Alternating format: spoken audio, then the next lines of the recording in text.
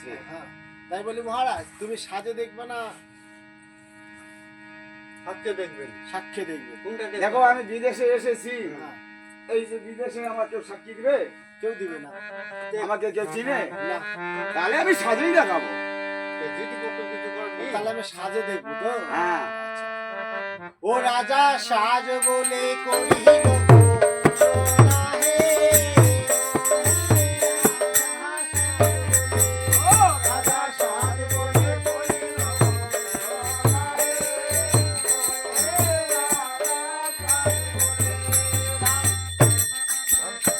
আরে সাজিতে সাজে রাজা রাখালো তোমার, রাজা সাজ বলে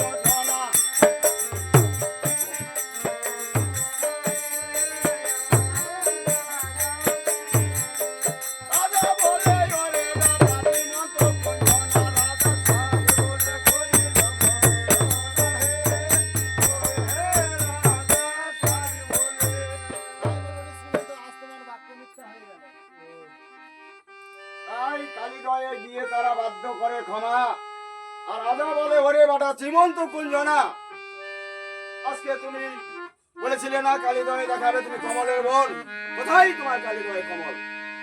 আসার সময় দেখেছিলাম ঐরাবতের মাথা সে খেয়েছে বোধহয় কালীদয়ের লতা পাতা। যদ্যপি খায় থাকে লতা, তুমি তো ভেসে থাকবে পাতা। তো মহারাজ ভেসে দেবো না, লতা পাতা খেয়েছে। নাই তোমার নাই আমার নাই লাগলো গন্ডগোল, আর গন্ডগোলের চাপনে কমল হয়ে গেল তল, একদম ভিতরে চলে গেল। কমলের চাপনে বৈঠকের চাপনে কমল হয়ে গেল। আচ্ছা যাই হোক, তোমার বাক্য মিথ্যা হলো। এবার তোমার কি করবে আমি জানো? কি করবে? ওই সিংহলে তোমার এবার আমি মুন্ড ছেদ করবো। তাই বেশ, আমার যদি বাক্য মিথ্যা হয়ে থাকে তাহলে তুমি আমাকে বন্দি করতে পারো। তো তোমার তো বাক্য মিথ্যাই হলো, তুমি কমলে আমার বোন দেখাতে পারলে, কমলের বোন। তাই বাক্য মিথ্যা হইলে পরে রাজা ভাঙ্গিবারও চাই।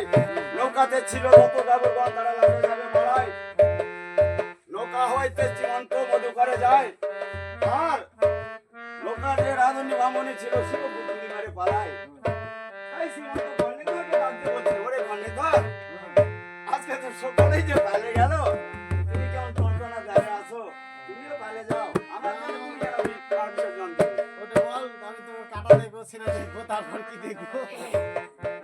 তাই তোমার মা আমার হস্তে দিয়েছে সুপিয়া, তাই বলি ভাই, তোমাকে ছাড়ে যাবো এমন তো নাই কোনো কথা দিয়া। তাই তো এখন কান্ডারগণ ডাকতে বলছে, বলি ভাই কান্ডারগণ, এইবার আমার আর কোনো বাঁচার রাস্তা নাই। আমি যে সত্য করে এসেছিলাম, ভবানী আমায় মিথ্যা প্রমাণ করলো। আজ আমি দক্ষিণ মশানে ভবানী চরণে বলি হব। তোমরা ঘুরে যাও, গিয়ে আমার জননীকে বলো যে সিংহল যাতে যাতে শ্রীমন্ত নৌকা ডুবে মারা গেল। তাই হস্তে দড়ি পায়ে দড়ি কোমরে যেমন কষ্টের ডোর, আর দড়ি ধরে মারা যায় সেটা গঙ্গের বুয়া চোর। তাই শ্রীমন্ত বলছে, বলি ভাই কান্ডারগণ, ও কান্ডারে